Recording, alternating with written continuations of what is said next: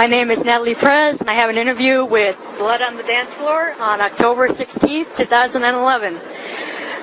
So tell me, why the name Blood on the Dance Floor? We wanted to be dysfunctional, original, crazy, unpredictable kind of dance music that had a new twist to it. So, what does the name mean to you, Mr. Monroe? Name to me? Honestly, I heard the name Blood on the Dance Floor from, him before I even knew it was a Michael Jackson thing, so I had a lot of people that seem to get that mistaken, and it's just nah. I think that's a horrible perception. Yeah, he's dead for a reason. Alright. I'd say it. I'll be the evil one. I'm a newbie to your guys' space, so welcome. What's the first thing you do when you arrive in a new town for a show? I always fix my face. And I explore. I go off and I'll just go to random shops or do some random things. See what's cool about the city. Yeah, I just walk outside, smoke a cigarette, and then I go scavenge for food. We'll find it eventually. We're like hunters. Hunters, yeah. Some good ass food. Get the iPhone, your little maps, and you're like, alright, let's go. And just walk. Good to go. Good to go. Alright. Tell me about this tour. How is it going so far? It's all the rage. The third day into it, it's fucking awesome, so. I think Angel Spit and New Year's are really great bands to tour with. They're coming really good, really strong with us. But more importantly, it's a great tour to just see our fans again and connect with them again. It's always wonderful. That's the best part of doing these tours. Yo. Who are these people? We're in the middle of it. Who? Yeah, we're in the middle of an interview.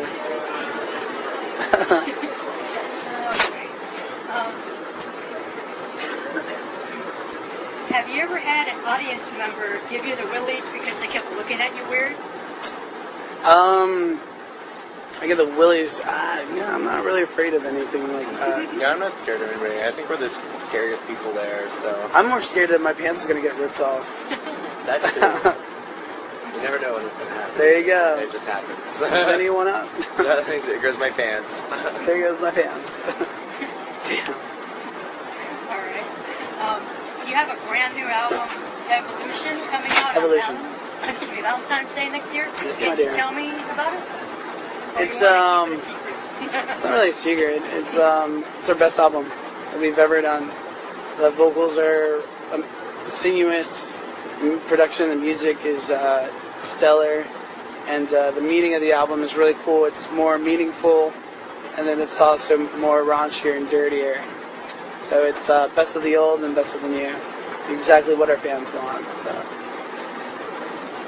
So it's an album driven more for our fans, and it's giving them what they've always wanted from us. So there'll be a lot more screaming, more vulgarity, more controversy, more love, more purity, and just who we really are. Okay. How would you describe the overall sound of your current album compared to your last album? I think All the Rage was our first concept album versus Epic. I think the two are very different. I think All the Rage we started doing more actual original songs that we never thought. We tried new things that we never tried before. But I think they're definitely very unique in their own ways. But I think they're both very exciting albums. So, what do you have to say? Wow, I don't even know where to begin.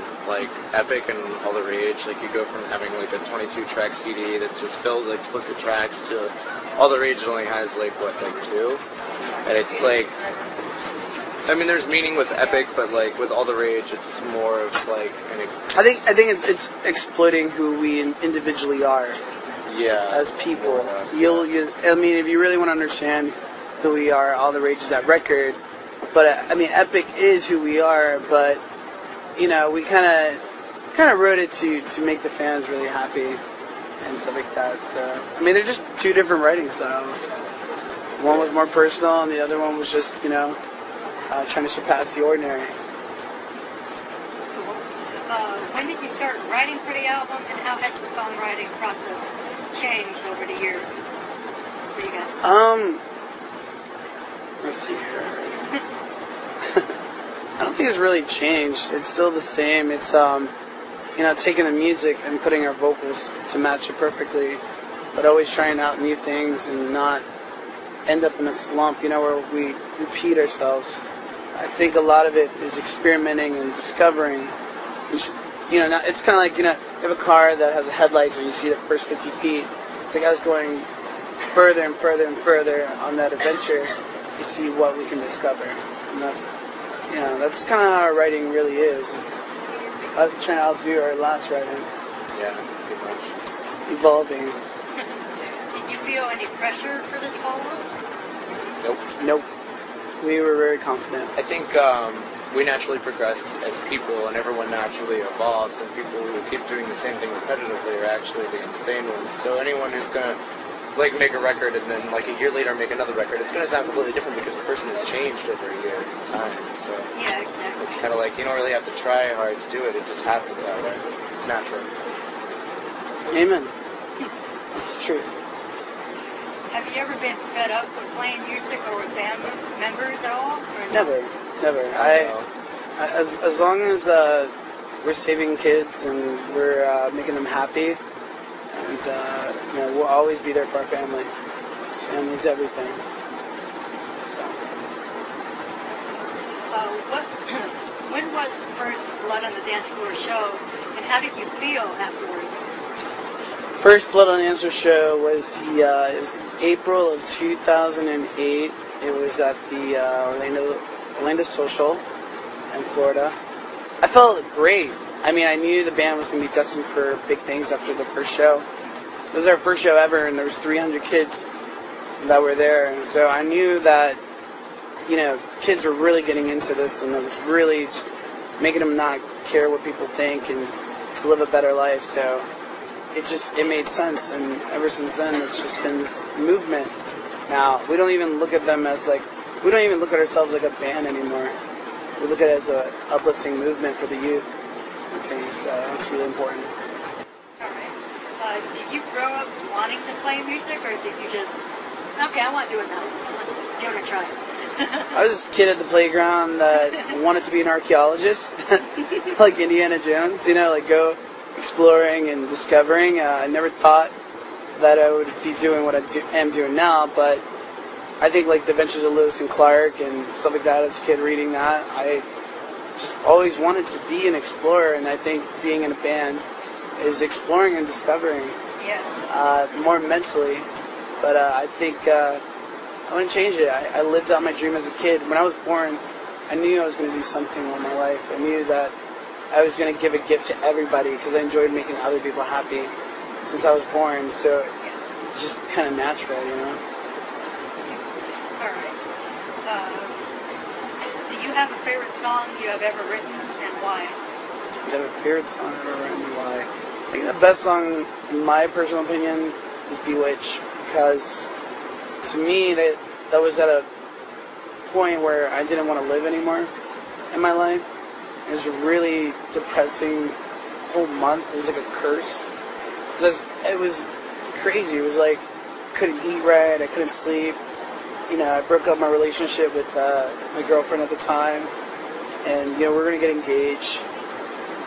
Right on New Year's, and it was supposed to be my fairy tale. I mean, I was in love with her completely, and to lose her was one of the hardest things I had to go through in my life. And it's Bewitch really helped me overcome that. It made me realize who I really was, and knowing that I am the magic, I am the power. It was very uplifting and motivating to me to get over this relationship. And that song saved me. It got me to overcome that relationship. And music is therapy. It helps you.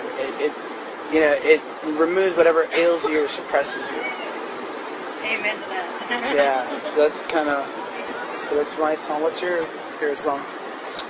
As of right now, out of the stuff that's been released, probably the Untouchables, only because it, like, I don't know, it really, like, captures, like, everything that we see from, like, our point of view.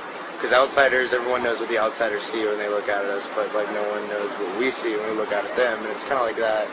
So it kind of, I don't know, gives people a different perception of life. Yeah, it's funny because the Untouchables, growing up, like, understanding history and looking back in time, the Untouchables were people that were like peasants or just treated like trash of society.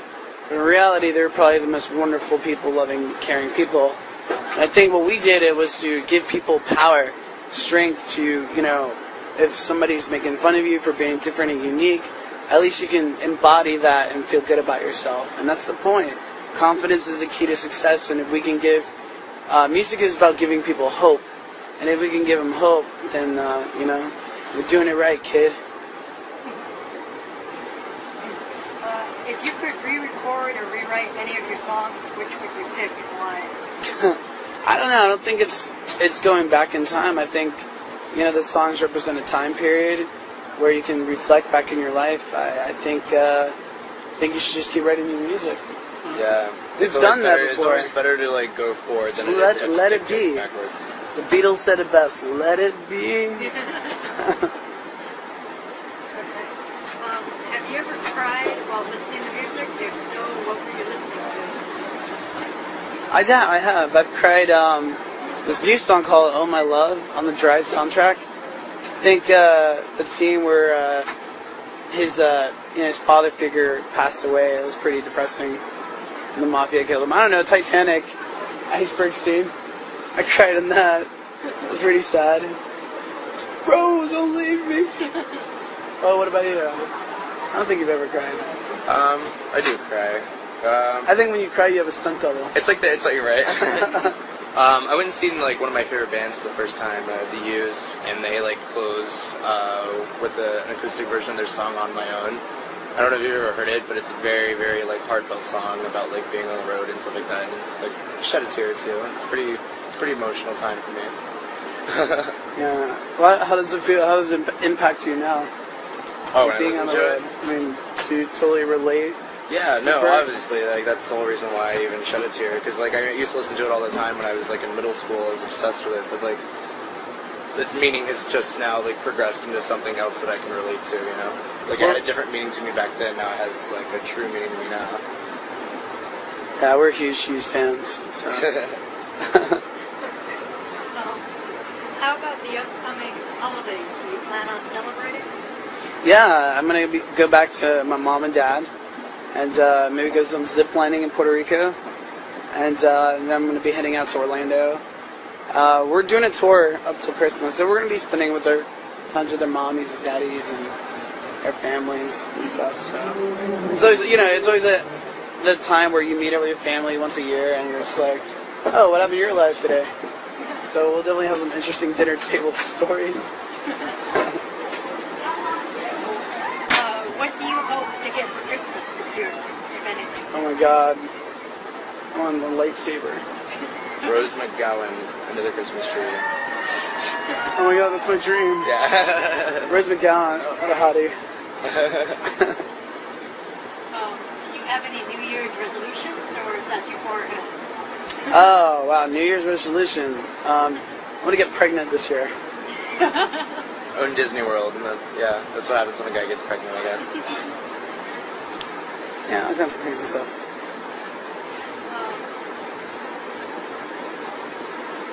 If you had to live your life over again, what would you do? Would you change it? I'd let it be. I'd never change it. The only I would have no regrets. Everything happened in my life for a reason, and it taught me something. And I would just keep it just the way it is. So, yeah, I agree. You learn by your mistakes. We wouldn't be as wise as we are now. You don't make mistakes. You make discoveries. I make mistakes. I make discoveries. Thanks for doing the interview. Anything else you want to say? Yes, everyone's going to get laid tonight.